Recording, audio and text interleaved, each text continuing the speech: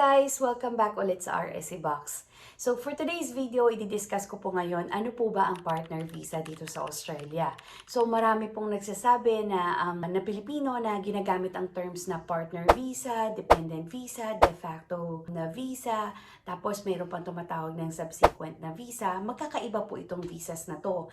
So ang partner visa, ito po yung ginagamit kapag kayo po is merong boyfriend, fiancé, or asawa na isang permanent resident at citizen.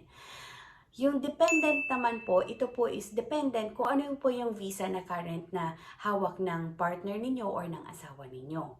So, hindi po dito pwede yung boyfriend. So, kung halimbawa ang hawak po niya is 482 na working visa, makakapag-apply po siya ng subsequent or dependent na visa gamit po yung visa ng partner niyo po or ng asawa ninyo. So, i-attach lang po kayo dito sa visa nila. Ang kinaibahan po sa partner visa, ang partner visa, wala po kayong visa, tapos yung partner nyo po is, ang visa po nila is kundi po permanent resident or meron silang hawak na Australian passport. So magkaiba po ang permanent resident at ang citizen or may Australian passport. So permanent resident po, maaari po na ang passport natin is yung home country pa rin natin, Philippines, tapos po meron tayong PR na visa. So, ang PR po na visa, ito po is, para ka na ring citizen dito. Ang kaibahan nga lang mo lang sa citizen is, meron silang blue passport, tapos meron din silang rights to vote. So, yun din, pagka citizen ka, kailangan you must vote. Kasi kung hindi, magkakaroon ka ng penalty or warning from the government. So, anyway, hindi po natin i-discuss yun. Let's go back to partner visa. So, sa partner visa, kung meron ka ng boyfriend na long-time boyfriend na isang Australian or permanent resident dito sa Australia, and then gusto nyong mamuhay dito sa Australia, and then gusto nyong i-step up na yung relationship ninyo na magsama na talaga kayo, ito po ang pwede nyong i-apply, partner visa. Tapos, another thing din is kung nakapagpakasal ka sa isang Australian citizen or Australian permanent resident, tapos nag-decide kayo na dito kayo manirahan, ito pa rin yung visa mo na pwede mong i-apply. So, let's start yung mga visas na pwede nating i-apply. So, number 1 is partner visa temporary subclass 820. So, itong subclass 820 na to, para ito sa mga onshore applicants. Onshore meaning nandito po kayo sa Australia. So, maaari po na kayo po ay mahawak na tourist visa, or pwede rin naman na ikaw ay nasa working holiday visa, or pwede rin naman na student visa ka. So, during your studies, nagkakilala kayo, and then nagpakasal kayo or nag-decide kayo na magsama. And then, after your student visa, ayaw mo na mag-student visa or ayaw mo nang umuwi ng Philippines, ito yung pwede mong i-apply. Partner visa temporary subclass 820. So, itong 820 visa na to, kailangan nyo patunayan kung genuine ba yung relationship ninyo.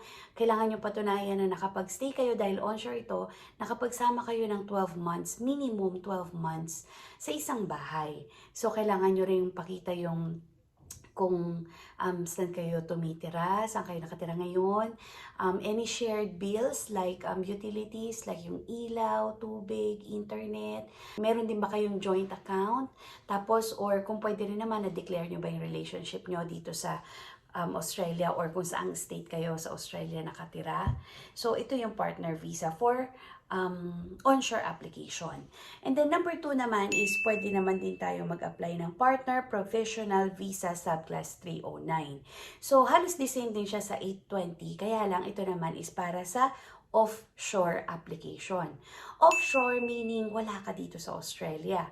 So, nandun ka sa home country mo or kung ikaw ay isang OFW, kung saang bansa ka nagwo-work. So, maaari na nagkakilala kayo sa Philippines or nagkakilala kayo sa other country, tapos si Australian citizen or si Australian resident is doon siya nagwo-work, nagkakilala kayo, nagkagustuhan kayo, and then you decide to get married or naging mag-fiancé kayo or naging mag-partner kayo. Partner po means like live-in partner. So, and then at the same time, bumalik na si Australian citizen or resident dito sa Australia, tapos kasama ka na, ito yung pwede mong i-apply. So, pwedeng mauna dito si Australian citizen or resident, tapos ikaw is nasa offshore pa, nag-apply kayo, Or pwede rin naman na magkasama kayo sa Philippines and then nag-apply ka ng visa and then once the visa is granted, sabay kayong pupunta dito sa Australia. Another one is kung nakakilala kayo online pero regular siyang umuwi ng Philippines to see you. Tapos maraming remittances, regular yung remittances. Meron kayong shared or joint bank account, shared properties and assets. So pwede mo rin itong i-apply. So maraming kayong pwedeng ebidensya or proof of evidence na pwedeng ipakita. Kaya lang, yun nga din, better consult a migration agent. Ako is not a migration agent, disclaimer lang po. Pero I'm working under the supervision of a migration agent ng New Horizon Migration and Education. So, pwede akong magsabi ng details pero I cannot go further or yung pinaka into details kasi kailangan talaga yung migration agent yung magsasuggest sa'yo. So, let us help you kung meron kang questions or if you want me to book you a consultation sa aming migration agent, possible yon. And then, number 3 naman is, pwede mo rin i-apply ang Prospective Marriage Visa Subclass 300. Para rin to offshore. Kaya lang, ang pagkakaiba nito is, itong visa na to, hindi pa siya leading to permanent residency. Yung first 2 visas, leading to permanent residency. Pero ito is, hindi pa siya. Kasi, ang mabibigay lang sa yung visa with this is 9 to 15 months. Kaya lang, sa 9 to 15 months, kailangan bago matapos yung 15 months na yun or kung gaano katagal yung visa na binigay sa'yo, is makapagpakasal na kayo ni Australian resident or Australian citizen. Pagka hindi kayo nagpakasal, hindi mo na ma-extend itong visa na to. So, kailangan din, requirement din po dito na for any visas po dito sa partner visa is kailangan 18 years old kayo above. So, pagka 16 years old kayo considered minor, so hindi siya pwede for marriage. So, kaya kailangan ikaw ay 18 years old above.